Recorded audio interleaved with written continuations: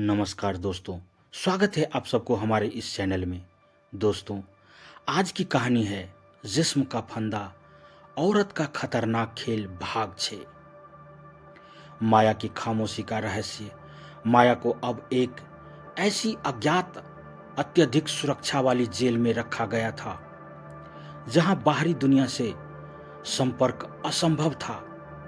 उसे किसी से मिलने की इजाजत नहीं थी, न ही उसे किसी तरह की तकनीकी सुविधा मुहैया करवाई गई थी। माया ने महीनों तक कोई हरकत नहीं की, जिससे ऐसा लगा कि वह हार मान चुकी है।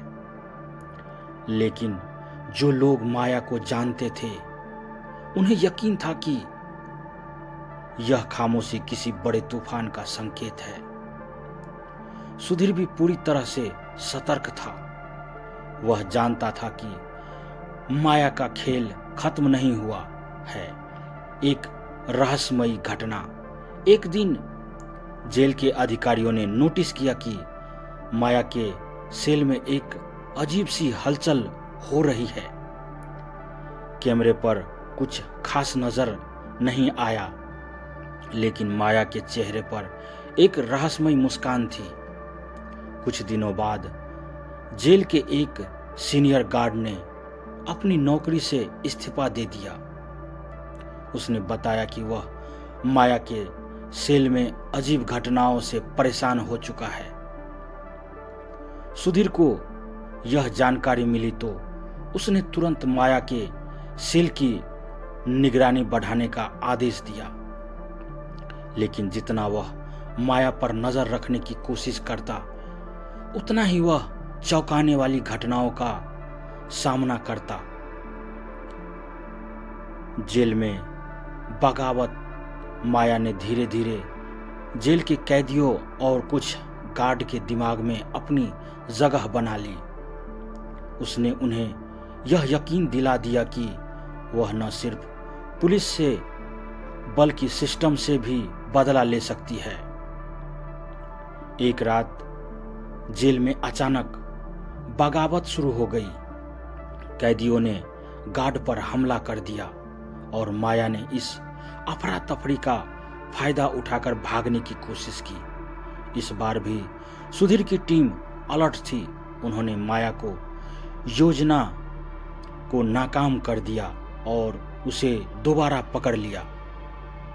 लेकिन इस घटना ने सुधीर को सोचने पर मजबूर कर दिया। माया आखिर क्या चाहती है? क्या यह सिर्फ बदला है या कुछ और? माया का असली मकसद।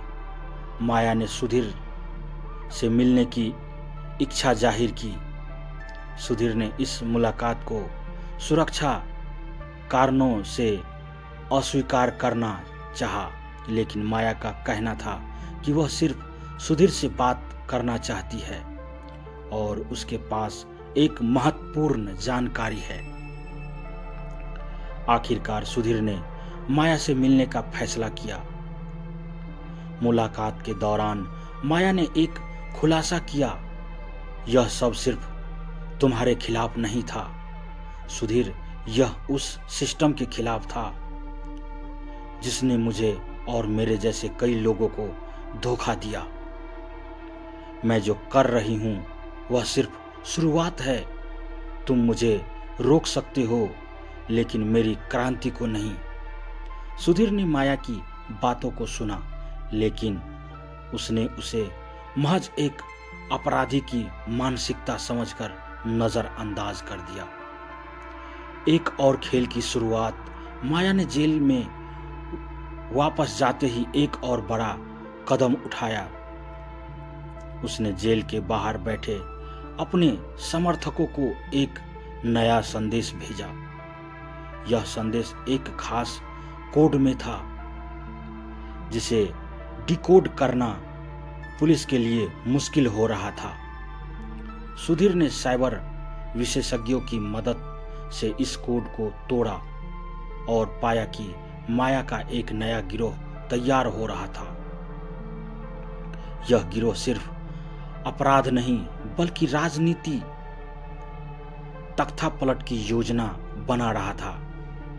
सुधीर की आखिरी कोशिश, सुधीर ने माया के इस खेल को खत्म करने के लिए अपनी पूरी ताकत झोंक दी।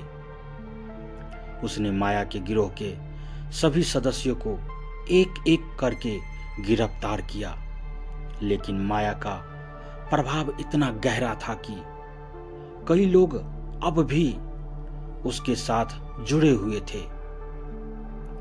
माया का अंत या एक नई शुरुआत। एक दिन जेल से माया की संदिग्ध मौत की खबर आई। अधिकारियों ने बताया कि माया ने आत्महत्या कर ली है। सुधीर को इस खबर पर यकीन नहीं हुआ। उसने मामले की जांच की, लेकिन कोई ठोस सबूत नहीं मिला। कुछ महीने बाद देश के दूसरे हिस्से में माया जैसी एक महिला को देखे जाने की खबर आई। वह अपने असली नाम से नहीं, बल्कि शेरनी के नाम से जानी जा रही थी। क्या माया अब भी जिंदा है?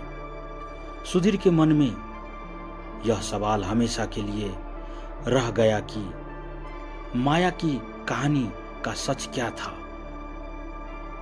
उसने अपनी जिंदगी में शांति पाने की कोशिश की, लेकिन माया की छवि और उसकी चेतावनी उसे कभी चैन से जीने नहीं दी। यह खेल खत्म हुआ या सिर्फ एक अध्याय बंद हुआ? सुधीर के मन में यह सवाल हमेशा बना रहा। दोस्तों, अगर कहानी अच्छी लगे तो अपने दोस्तों के साथ शेयर करें।